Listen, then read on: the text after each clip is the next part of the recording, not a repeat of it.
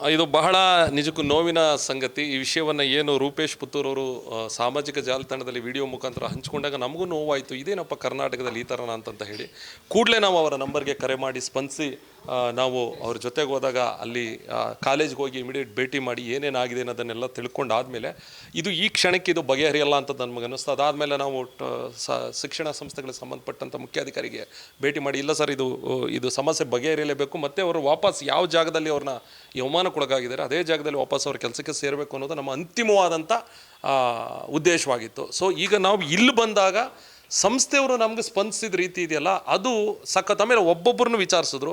ಆಮೇಲೆ ಪ್ರಿನ್ಸಿಪಾಲ್ ಅವರು ಏನು ಅವ್ರದ್ದು ಏನು ಘಟನೆ ಅಲ್ಲಾಗಿತ್ತು ಆ ಘಟನೆಗೆ ಸಂಬಂಧಪಟ್ಟಂಗೆ ಕ್ಷಮೆನೂ ಕೇಳಿದ್ರೆ ಈಗ ನಿಮ್ಮ ಮುಂದೆ ಅವರು ಬಂದು ಮಾತಾಡ್ತಾರೆ. ಒಟ್ಟಾರೆಯಾಗಿ ಒಳಗಡೆ ಬಂದಾಗ ಶಿಕ್ಷಣ ಸಂಸ್ಥೆಯವರು ಸ್ಪಂದಿಸಿದ ರೀತಿ ಅಂದರೆ ಒಟ್ಟಾರೆ ಈ ಘಟನೆಗೆ ಇಲ್ಲ ಸರ್ ಈ ಥರದ ಅವಕಾಶ ಇಲ್ಲ ಅಂತ ಒಬ್ಬೊಬ್ಬರು ನನ್ನನ್ನು ಪ್ರಶ್ನೆ ಮಾಡಿ ಕೇಳಿದ್ರು, ಏನಾಯಿತು ಸರ್ ಏನು ಅಂತ ಹೇಳಿ. ಅಷ್ಟು ಚೆನ್ನಾಗಿ ಪಾಪ ಜಂಟಿ ಕಾರ್ಯದರ್ಶಿ ನಾಗರಾಜ್ ಅವರು ಸ್ಪಂದಿಸಿ ಇದು ಕನ್ನಡಿಗರ ಸಂಸ್ಥೆ, ಇನ್ನು ಮುಂದೆ ನಾವು ಒಂದಷ್ಟು ಪಾಯಿಂಟ್ಗಳು ಹೇಳಿದ್ದೀನಿ ಅವರಿಗೆ, ಸರ್ ಇನ್ನು ಮುಂದೆ ವಿದ್ಯಾರ್ಥಿಗಳು ಕನ್ನಡದ ವಿಚಾರದಲ್ಲಿ ಈ ಥರ ಆದಾಗ ದಯವಿಟ್ಟು ನಿಮಗೆ ಗೊತ್ತಿರಲ್ಲ, ಬಟ್ ಯಾರು ಆ ಸಂಸ್ಥೆಗಳಲ್ಲಿ ಪ್ರಿನ್ಸಿಪಾಲೋ ಇನ್ನೊಬ್ಬರು ಲೆಕ್ಚರ್ಗಳು ಯಾರು ಇರ್ತಾರೆ ಅವ್ರನ್ನ ಒಂದು ದಿನ ಮೀಟಿಂಗ್ ಕರೆದು ಒಂದು ಕೌನ್ಸಿಲಿಂಗ್ ಮಾಡಿ ಇದಕ್ಕೆ ಸಂಬಂಧಪಟ್ಟಂಗೆ ಅವರಿಗೆ ಒಂದು ನೀವು ಅವೇರ್ನೆಸ್ ನಿಮ್ಮದೇ ಆದಂಥ ಒಂದು ಇದರಲ್ಲಿ ನೀವು ಕೊಡಿ ಅಂತ ಹೇಳಿದಾಗ, ಇಲ್ಲ ಖಂಡಿತ ಸರ್ ಮುಂದಿನ ದಿನಗಳಲ್ಲಿ ಅದನ್ನು ಮಾಡ್ತಾವೆ, ನಮ್ಮ ಶಿಕ್ಷಣ ಸಂಸ್ಥೆ ಯಾವುದೇ ಕಾರಣಕ್ಕೂ ಅಂಥ ಕೆಲಸವನ್ನು ಮಾಡಲ್ಲ,